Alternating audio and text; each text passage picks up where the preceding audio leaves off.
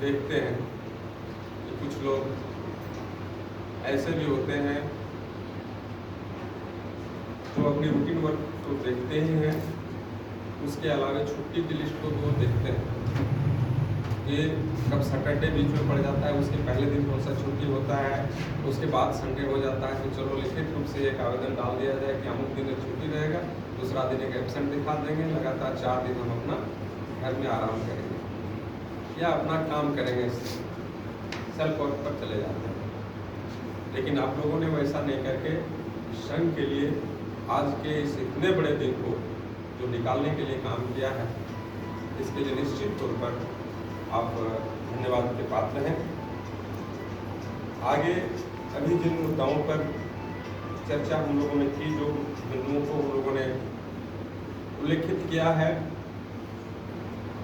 सभी भाइयों की ओर से जो विचार आया और विचारों का मंथन हुआ, निचोड़ रूप से हमारे आदरणीय सचिव महोदय ने उसका पूर्णतः जवाब देकर मुझे लगता है कि आप लोगों को संतुष्ट कर दिया है।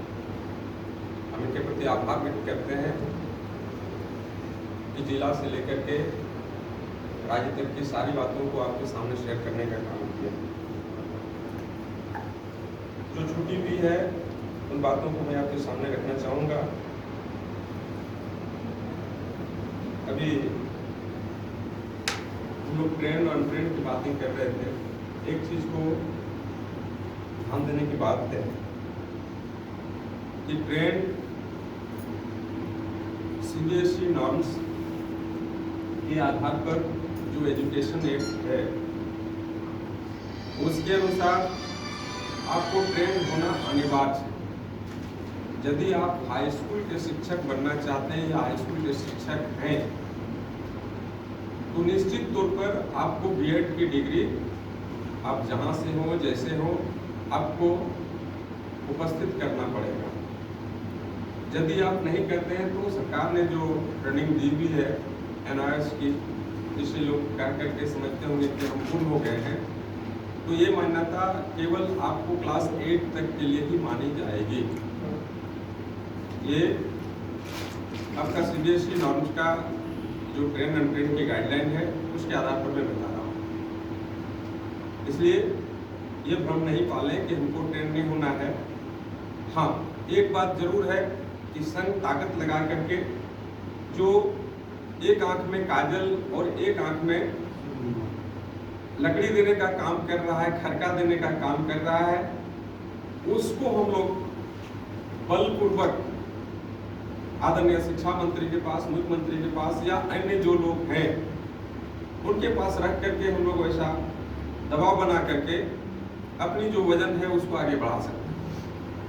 क्योंकि हम लोग बहुत नज़दीक से देख रहे हैं, हम किसी का नाम, किसी कॉलेज और विद्यालय का नाम नहीं लेंगे, हम बहुत नज़दीक से देख रहे हैं कि इस तरह की चिट्ठी हाई स्कूल वाले को आ रही है, कॉलेज को भी आ रहा है, लेकिन कॉलेज भत्ता बताते हुए हम नज़दीक का अपना एक महाविद्यालय को देख रहे हैं जहां एक भी ट्रेन नहीं है, लेकिन उनको धड़ल्ले से 27 लाख 28 लाख मिलते जा रहा है।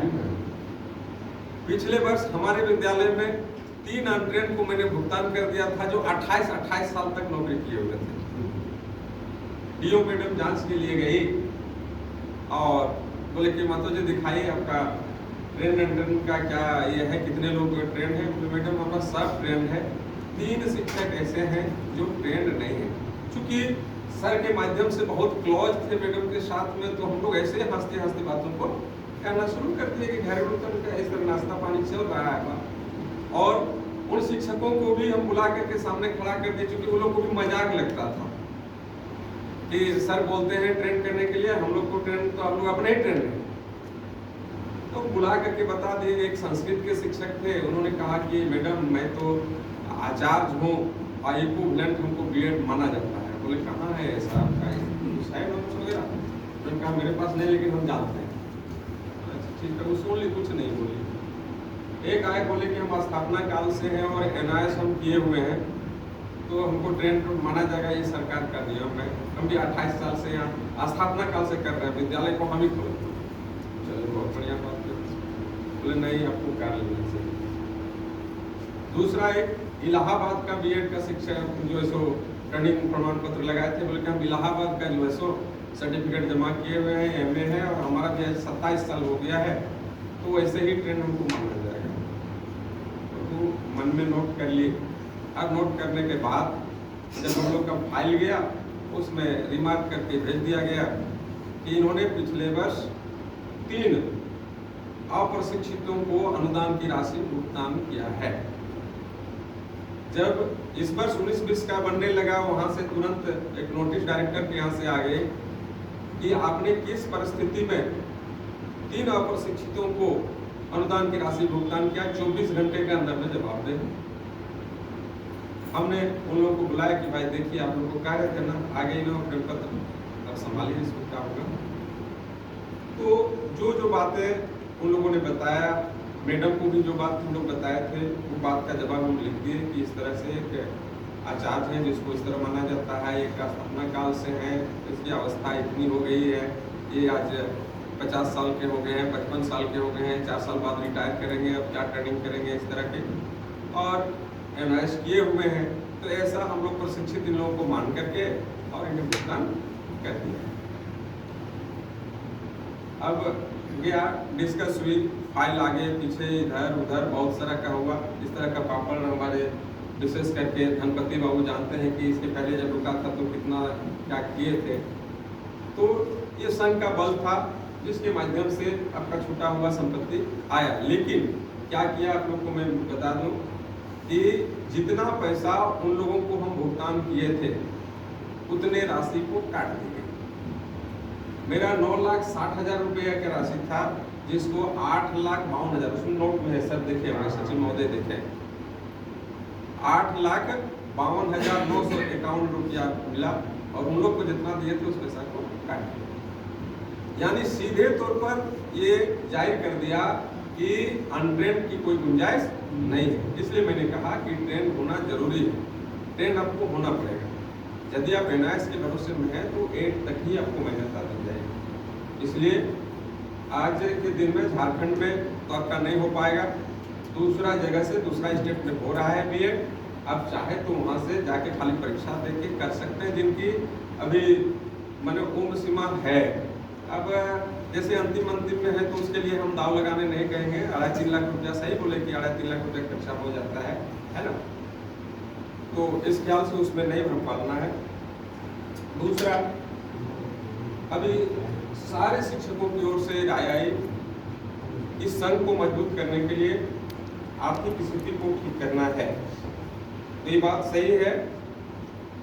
मान के चलिए कि किसी विद्यालय में 25 है, किसी विद्यालय में 10 है, किसी विद्यालय में 8 है, लेकिन नॉर्म्स के अनुसार आपको 9 से लेकर के 12 शिक्षकों को विद्यालय में पदस्थापित रखना चाहिए। उसके हिसाब से यूनिट को अगर तैयार कर लिया जाए तो 500 रुपया की राशि जो लोग रख रहे हैं, मेरे विचार से ये गलत नहीं है। लेकिन इसको प्रति माह जो सो फंड के रूप में जमा करना चाहिए। नंबर 1, उस पैसे का सदुपयोग करने के लिए हम लोगों ने छोटा छोटा ऐसे करके स्कूल में भी देखा है। हम लोग जब फागु में तो उस विद्यालय में काम कर रहे थे, तो हम वहाँ पर एक ये विद्यालय से हट करके, मैं अपना अनुभव को शेयर करता हूँ। विद्यालय से हट करके, चूँकि विद्यालय के सचिव महोदय के पास हम पहले डीपीएड किए, तो डीपीएड के क्रम में पिछला सेशन का पटना से क्या तो कौन पांडे नाम सर बुला रहा हूँ नाम को, वहाँ का जिनके नाम से कॉलेज है, उसमें वहाँ का वो कोई मंत्री वगैरह हुआ करते थे, जो भी नाम बोल रहा हूँ, सम पांडे। तो पिछला सेशन का फॉर्म भरा रहा था, तो आदेश आया कि भाई पैसा जमा कीजिएगा, फॉर्म भरिएगा तो आप परीक्षा में बैठ जाइएगा। तो उस समय 10,000 रुपया वो ले रहा था। ये बात आपको मैं बता रहा हूँ करीब 94 की बात बता रहा हूँ। तो सचिव महोदय के पास मैंने एक आवेदन दिया कि सर मुझे 10,000 रुपये की जरूरत है, कृपया एडवांस दिया जाए सर, इस तरह से ट्रेनिंग करना। कुछ जवाब नहीं दिए। मेरे पास स्कूटर थी, बोले किधर जाना है? बोले तो अभी कहीं नहीं जाना है, लोग के घर जाना है। तो चलिए ना आपके साथ चलते हैं। कपुरिया में उनकी गाड़ी में मैं बैठा और घेलाटाण होते हुए, कतरास होते हुए इधर फिर धनबाद ले आए, जो उनका काम था, और उधर से होते हुए आकर के अपना घर में उतारे। बोले कि अजी आप घर के हैं, परिचित हैं, तो अगर हम आपको 10,000 रुपया दे देंगे तो बाकी भी अगर मांगना शुरू करेगा तो क्या दे पाएगी ये संस्था? मैंने एक तरह से जवाब हुआ कि हम नहीं दे पाएंगे। अब बोले थे कि महीना महीना में इसको काट लीजिएगा, लेकिन उस चीज को नहीं माने। हमने कोई बात नहीं है सर। हम लोगों ने निर्णय किया, शिक्षकों के साथ बैठा और एक वेलफेयर सोसाइटी हम अपने विद्यालय में